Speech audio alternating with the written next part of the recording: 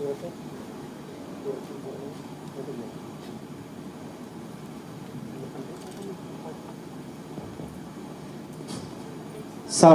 warahmatullahi wabarakatuh. Selamat siang, salam sejahtera bagi kita semua. Om Swastiastu, Namo Buddhaya, salam kebajikan.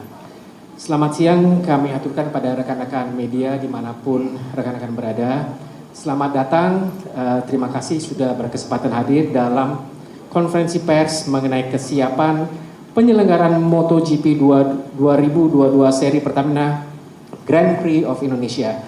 Hari ini kita mendapatkan kehormatan beberapa narasumber yang akan memberikan update mengenai persiapan kegiatan MotoGP ini.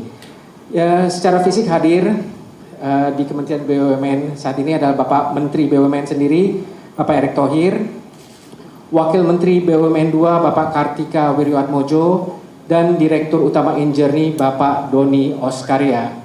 Sedangkan yang hadir secara Vicon yang akan memberikan update di lapangan adalah Komandan Lapangan MotoGP Bapak Marsikal Purnawirawan TNI Dr. Hadi Cahyanto SIP, dan Gubernur Nusa Tenggara Barat Bapak Dr. Haji Zulkifli Mansyah SE MSc. Kami persilakan kepada Bapak Menteri BUMN Pak Erick Thohir untuk memberikan update kepada rekan-rekan media. Assalamualaikum warahmatullahi wabarakatuh. Salam sejahtera untuk kita semua. Yang terhormat Pak Gubernur yang hadir melalui Vicon, sahabat saya, lalu pimpinan lapangan Pak Hadi yang sudah terus bekerja keras siang dan malam memastikan event ini bisa berjalan dengan baik.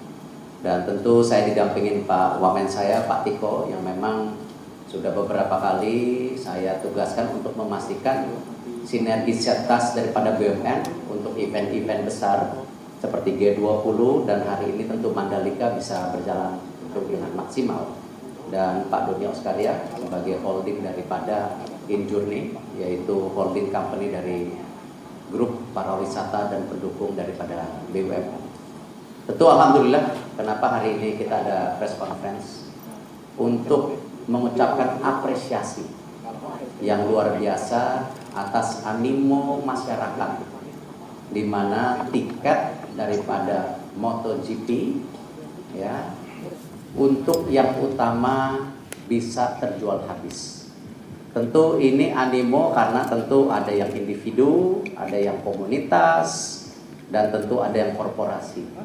Tentu kerja keras ini tidak lain dari kerja keras tadi yang saya sudah sampaikan Pak Gub sendiri yang ada di lapangan, Pak Hadi, dan tentu juga network daripada perusahaan bank BUMN yaitu Bank Mandiri, BNI, BTN, BRI, BSI yang memang 1 minggu terakhir ini terus mengupayakan kerja keras supaya ini bisa maksimal.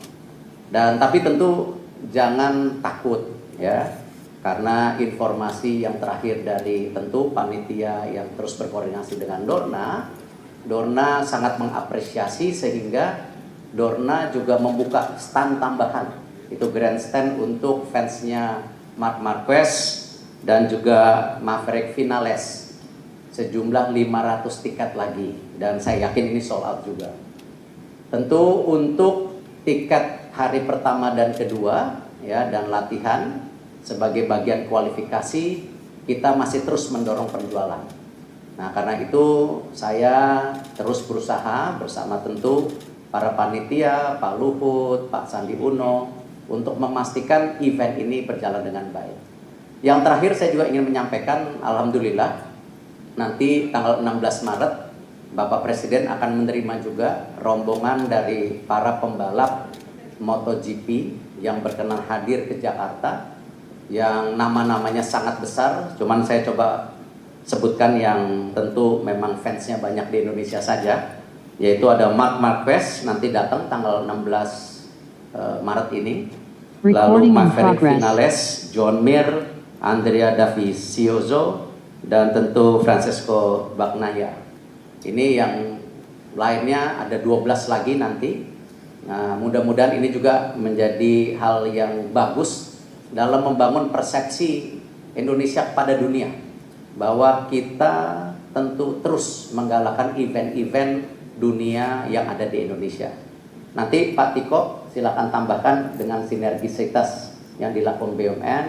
Lalu Pak Doni, nanti saya izin mengundang Pak Gub dan Pak Hadi yang terakhir untuk mencapaikan kondisi terakhir di lapangan. Terima kasih. Silakan Pak Tiko. Terima kasih Pak Menteri. Yang saya hormati Pak Gubernur NTB, Pak Jul, Pak Hadi di lapangan, teman-teman media semua. Jadi ini MotoGP ini adalah satu sinergisitas BUMN yang sangat luas. Jadi kita telah menginvestasikan total 3,8 triliun dalam berbagai bentuk. Tentunya pertama adalah fasilitas sirkuit dan pendukungnya oleh ITDC, di mana ada PT PP yang melakukan pembangunan sirkuit dalam bentuk pengaspalan dan segala macam fasilitas sirkuit. Kemudian Wika Gedung yang melakukan pembangunan paddock dan fasilitas pendukung lainnya. Kemudian kita juga berinvestasi di Lombok Raya International Airport AP1 dan kemudian juga pelabuhan Gilimas oleh Pelindo. Jadi seluruh investasi ini total mencapai 3,8 triliun. Kemudian kita juga fokus dalam memberikan sponsorship di dalam sirkuit, yaitu Pertamina sebagai naming daripada sirkuit, Pertamina Mandalika Sirkuit. Kemudian kita juga ada 3 BUMN lain, yaitu Mandiri, BRI, dan Telkom yang akan nantinya mempunyai launch di atas bukit 360 derajat di atas, yang diharapkan juga menjadi ikon bahwa ini ada beberapa BUMN yang akan mempunyai satu launch yang ada di atas bukit 360. Saat ini memang kita sedang fokus untuk menyelesaikan tahap akhir daripada penyelesaian sirkuit.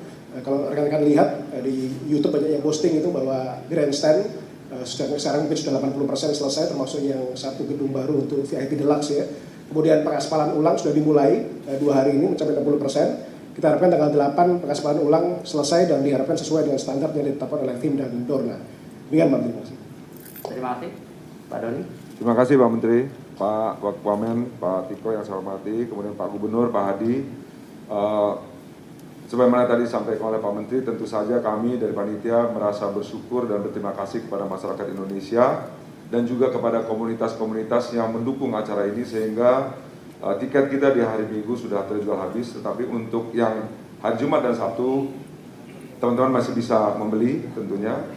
Ini satu kabar gembira yang tentunya kita harapkan bahwa ke depan dengan penyelenggaraan ini untuk tahun-tahun berikutnya antusiasme ini dapat lebih meningkat lagi. Itu yang pertama. Yang kedua adalah kami atas arahan Pak Menteri juga karena banyaknya permintaan untuk yang tidak menginap, karena itu kami menambah penerbangan dari Bali ke Lombok untuk hari Minggu dan juga dari Surabaya ke Lombok. Dan dengan demikian bahwa sinergi ini kita harapkan semakin membawa acara kita menjadi lebih sukses tentu ke depannya. Kurang lebih itu tambahnya Pak Menteri. Terima kasih Pak Doni. Pak Gub, silakan waktu dan tempatnya Pak Gub. Terima kasih. Terima kasih Pak Menteri, tentu atas nama pemerintah Nusa Tenggara Barat dan masyarakat NTB berterima kasih pada Pak Jokowi dan Pak Menteri BUMN terutama yang hampir setiap saat berkoordinasi memberikan kami arahan sehingga kami betul-betul siap menjadi tuan rumah untuk mensukseskan event MotoGP setelah absen 25 tahun dari Indonesia. Kami juga berterima kasih pada Pak Tiko, Pak Pahala dan lain sebagainya yang membuat sinergi BUMN ini luar biasa, dan begitu juga Pak Doni yang sering sekali berkomunikasi sehingga persoalan tiket dan persoalan teknis lainnya itu selesai. Dan tentu tidak lupa komandan lapangan kita, Jenderal kita Pak Hadi yang tiap hari memberikan support tanpa kenal lelah sehingga we are more than ready untuk mensukseskan event ini. Kira-kira begitu Mas. Terima kasih Pak Gub. Sampai bertemu akhir minggu ini Pak Gub. Nanti saya, Pak Tiko, Pak Doni akan cek akhir lapangan. Dan semoga dukungan yang kita bisa lakukan untuk NTB bisa terus maksimal. Terima kasih Pak Hadi, silakan tempat dan waktunya Pak Hadi. Terima kasih banyak Pak Menteri BUMN. Kami sampaikan bahwa waktu tersisa 12 hari lagi menjelang pelaksanaan MotoGP 2022 seri Pertamina Grand Prix of Indonesia. Infrastruktur pendukung terus kami kerjakan sampai dengan hari ini, diantaranya adalah pembenahan bypass mulai dari Bandara Internasional Lombok sampai dengan ke Bundaran Sunggung. Saat ini semuanya berjalan dengan baik, rata-rata sudah 80%, baik median jalan, penghijauan, kiri kanan, kemudian pembenahan bukit-bukit yang ada di sepanjang bypass, kemudian Bundaran Sunggung juga sudah 80%, dan ditambah lagi adalah jalan menuju sirkuit yang dibagi 3 segmen, mulai dari Sunggung sampai dengan Triputri sudah menjadi 2 jalur, artinya 2 jalur berangkat dan 2 jalur pulang. Sedangkan untuk pembenahan di sirkuit juga sampai hari ini, siang hari ini juga kami cek di lapangan bahwa untuk track resurfacing sudah dilaksanakan dengan baik. Insya Allah tanggal 8 besok sudah selesai. Kemudian pembangunan VIP Deluxe juga sudah presentasinya tadi sudah sampaikan, pembangunan premium grandstand, regular grandstand maupun untuk general admission semuanya berjalan dengan baik sesuai dengan timeline yang kita rencanakan, termasuk Bukit 360 dan tentunya adalah beautifikasi untuk observation decks. Kami juga terus koordinasi dengan aparat terkait untuk melaksanakan rekayasa lalu lintas, yaitu untuk jalur darat dari 5 pintu, yaitu pintu Gilimas, pintu dari Bangsal, kemudian pintu dari Lembar, dan pintu dari Kayangan termasuk bandara, semua sudah kita laksanakan rekayasa sehingga kita harapkan tidak terjadi crowded, termasuk juga persiapan akomodasi juga semuanya sudah siap. Jadi kami harapkan para penonton nantinya tidak perlu khawatir, datang saja ke Mandalika pasti dapat tempat. Tidak usah khawatir, pasti kita layani dengan baik. Demikian Bapak Menteri, terima kasih. Terima kasih Bapak Hadi. Mungkin ada beberapa pertanyaan muncul dari teman-teman di media. Yang pertama itu adalah bagaimana persiapan dan rencana parade yang akan dilaksanakan hari Rabu depan. Itu yang pertama. Yang kedua adalah persiapan fisik dari sirkuitnya Mandalika sendiri, sudah bagaimana tahapan pengaspalan dan sebagainya. Mungkin baru dua itu pertanyaan Pak Menteri. Ya, untuk aspal nanti disampaikan oleh Pak Doni aja yang ini, atau Pak Hadi nanti. Untuk kedatangan pembalap sampai hari ini, tentu kita masih terus berkonsultasi dengan pihak istana bahwa nanti agendanya seperti apa. Apakah nanti diterima di istana, lalu nanti ada parade, tentu nanti keputusannya ada di Bapak Presiden dan tentu dari pihak istana. Kami hanya mendorong bahwa ini kesempatan yang luar biasa buat Indonesia bisa mempromosikan event yang sangat besar. Dan yang paling penting buat kita semua, ini baru tahun pertama. Ya, kita masih punya 9 tahun lagi. Jadi saya rasa persiapan yang kita sudah lakukan di tahun pertama ini tentu tidak hanya tadi kami Kementerian BUMN, tadi saya sudah sampaikan bahwa Kementerian PUPR, Kementerian UMKM, Kementerian Pariwisata, para Menko sangat terlibat. Jadi emang ini kerja sama-sama. Ini bukan kerja sendiri-sendiri, tapi ini kerja gotong royong. Tetapi tentu bagaimana tadi kami memastikan di lapangan ini bisa terus tergali dengan hadirnya Pak Hadi dan Pak Gubernur NTB, ya Pak Zul, yang memang harus tadi menjadi bagian merupakan pembangunan sistem yang baik antara pusat dan daerah. Untuk dari sirkuit sendiri, Pak Doni mau tambahkan? Terima kasih Pak. Untuk sirkuit, teman-teman sekalian, bahwa sesuai dengan schedule yang sudah kita buat, diharapkan sirkuit akan selesai pada tanggal 8, dan tentu saja proses daripada perbaikan sirkuit ini diawasi oleh FIM juga, kemudian juga kita menunjuk konsultan sehingga kita harapkan proses ini segera selesai dan kita siap untuk menghadapi MotoGP di tanggal 18 nantinya. Baik, terima kasih Pak Doni. Ada dua pertanyaan lagi dari teman-teman di media. Yang pertama adalah memang tadi seperti Pak Menteri katakan bahwa persiapan penjualan tiketing sudah cukup baik. Tapi ada pertanyaan lebih mendetail adalah apa saja yang dilakukan oleh Kementerian BUMN dan rekan-rekan mitra-mitra untuk mempercepat proses penjualan tiket-tiket khususnya pada hari pertama dan hari kedua. Dan yang kedua adalah ada pertanyaan mungkin kapan patung Pak Jokowi akan dipasang? Mungkin pertanyaan kedua saya tidak bisa jawab. Ya, dan tentu belum pernah juga terinfo mengenai hal itu. Dan yang pasti yang pertama tadi, animo masyarakat kuncinya. Ini bukan karena siapa-siapa. Animo masyarakat yang harus kita apresiasi. Seperti sama ketika Asian Games. Yang membuat sold out itu ya tadi, bagaimana masyarakat mengapresiasi ada event sebesar ini. Dan ini membuktikan bahwa memang kita negara besar, negara yang siap melakukan event-event dunia. Dan animo masyarakat ini tadi sudah saya sampaikan, tentu Pak Gub, Pak Hadi, kami dari BUMN hanya mendorong, membuka networknya supaya mereka mudah untuk mendapatkan akses daripada tiketing itu. Untuk tentu kualifikasi, ya kita akan terus dorong, dan saya rasa itulah kenapa tadi dari pihak Dorna juga menambahkan tambahan grandstand di hari balapan utamanya karena melihat animo masyarakat sendiri. Dan ini saya rasa tahun pertama ya. Jadi kalau tahun pertama ini dengan tiket yang sold out seperti ini sih baru tahap awal. Masih ada 9 tahun lagi. Dan mestinya ini akan menggulung jauh lebih besar. Ya. Saya yakin di tahun kedua, tahun ke depan pasti nilai jumlah tiketing itu akan di atas 100.000. Tetapi tahun ini kita bertahap dulu karena memang kondisi daripada Omikron, tapi animo dari masyarakat yang harus kita apresiasi. Baik, terima kasih Pak Menteri. Ada pertanyaan dari kawan kita di Kompas, Pak Menteri.